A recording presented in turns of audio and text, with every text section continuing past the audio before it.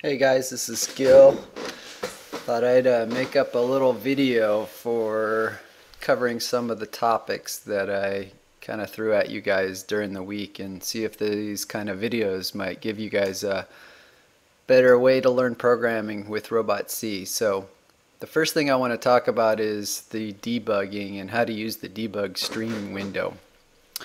So to do this, I'm going to use the program that I got from you last week. I think this is Trenton's program, and I'm going to use another feature that RobotC has called their virtual worlds. And what that means is they have this utility where I can run a robot without having to have anything at my desk. So if you look at what this is, if you go to play, they give us a bunch of robots that you can choose from.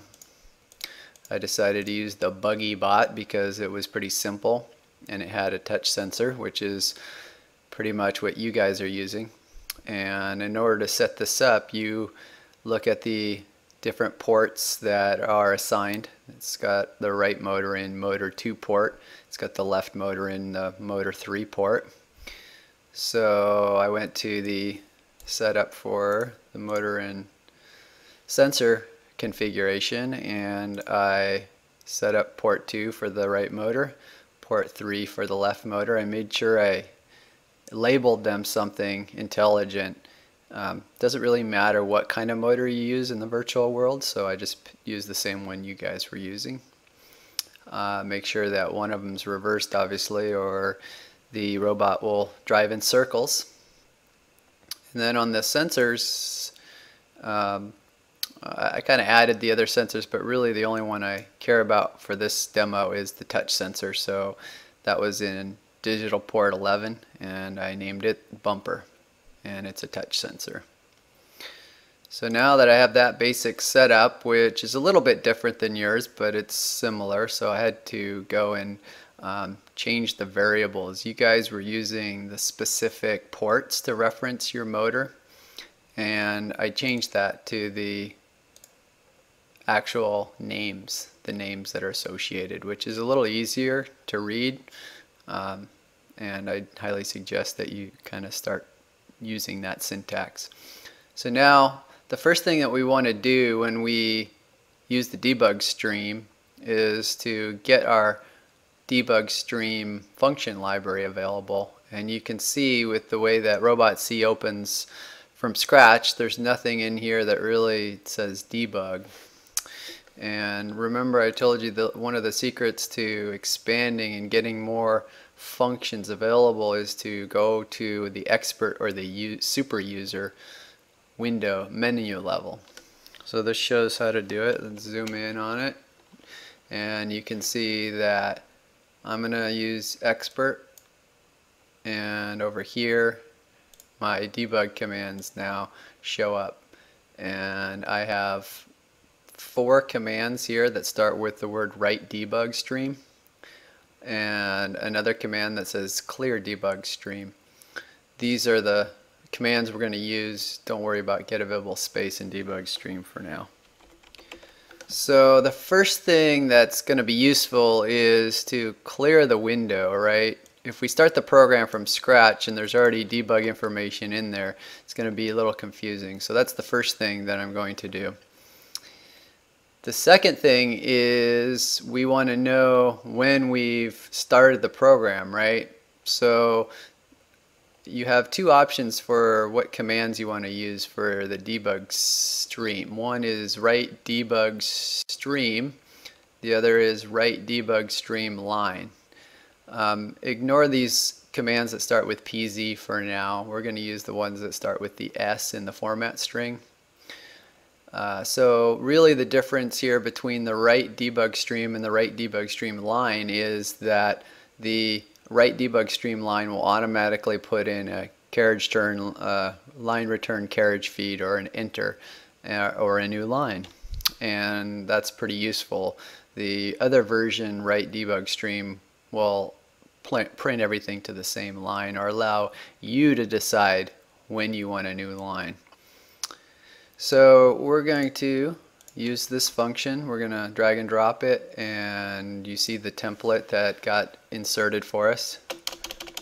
So remember, the best way to find out how to use these functions is go to Help, select the Index tab, look for the function, and bring up the Help. So we want to find out how write debug streamline works. You can see quickly, tells you what you need to do. You need to provide it a string to write to the debug stream. It also gives you some fancy formatting for being able to write variables. So we're going to do that, but not at first. So write debug streamline needs a string. Strings are always in quotes. Sometimes they're in single quotes, but you want to use double quotes mostly for your strings. And the first thing you want to know on this program is that you started. So program starting, and then end quote. And now we're going to come in here and determine when we've gone into this first while loop. You know, we have two while loops here, so I'm going to put another statement in here.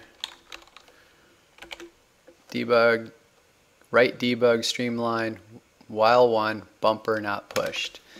And the reason I wrote that was I know that the command that happens before is a check of the bumper, and it's checking to see if the bumper is 0 or that the bumper has not been pushed. This while loop will not execute unless the bumper is equal to 0 or it's not pushed. So I know that if this statement executes, then the bumper is not pushed. And then we want to come down to the end of the while loop, and we're going to put another statement in here, prefix it with while one because we want to still know that we're inside the while one loop.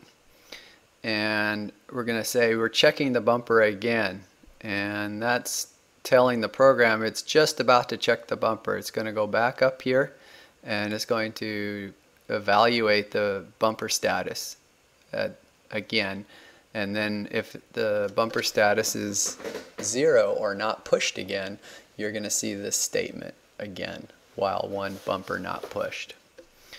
So that's basically the format to it. Save some time. I'm going to just show you after editing this whole file. So right after the first while loop, I wanted to print when I exited that while loop. So now I know that if I get to this point, line 35, I'm going to write debug line stream again, and it's going to say that the while one loop exited. And I'm now going to enter into the while two loop, but only if the bumper has been pushed, right? So if the bumper is equal to 1. And then down here, I know that I exited, or that I'm about to go and check the statement again. The while loop is complete, and I'm going to roll back to this statement and check the bumper status again. And if that is bumper status is not pushed, or this evaluates to 0, we're going to exit. And let's just put a statement there too. It's probably good to know that we exited the while two loop. So that's really how this works, and now let's run it and see what it looks like. So I'm going to compile and download. Going to go to my robot builder. Going to start it up here. Let's kind of set it up in pan mode, looking from the top. I also want to add my debug toolbar here, because I want to be able to start and stop. You know, before the toolbar was a dialog box, I like it to be up in the toolbar because it's a little more out of the way. It's the same buttons though. We also want to turn on our debug windows. Remember, when we weren't running, our debug windows were grayed out, so you want to be compiled and download the program, and therefore you'll see the debug windows available or not disabled. So turn on the debug stream. There's some debug information from the last time I ran. You can right click to get rid of that and hit clear contents. And let's show our robot, and now we're going to run the program by hitting start and see what we see. Program starting, while one loop running. You can see the robot's kind of doing its thing. This field that I set up is really not set up. I just did it as an example to just show how the program could work. Let's let it run around its path and see if we get it to stop. Okay, so now the program's exited. So you know how we added the debug write lines, and we could clearly see when the while one loop was running. Then right around here it was checking the bumper again. The bumper was pushed when it hit the wall, I think, the side of the wall. So you exited the while one loop, and then the while two loop ran for a little while, kind of ran in circles, and then eventually the while two loop exited as well, and then the program exited. So hopefully this is a good way for you guys to start learning what your program's doing.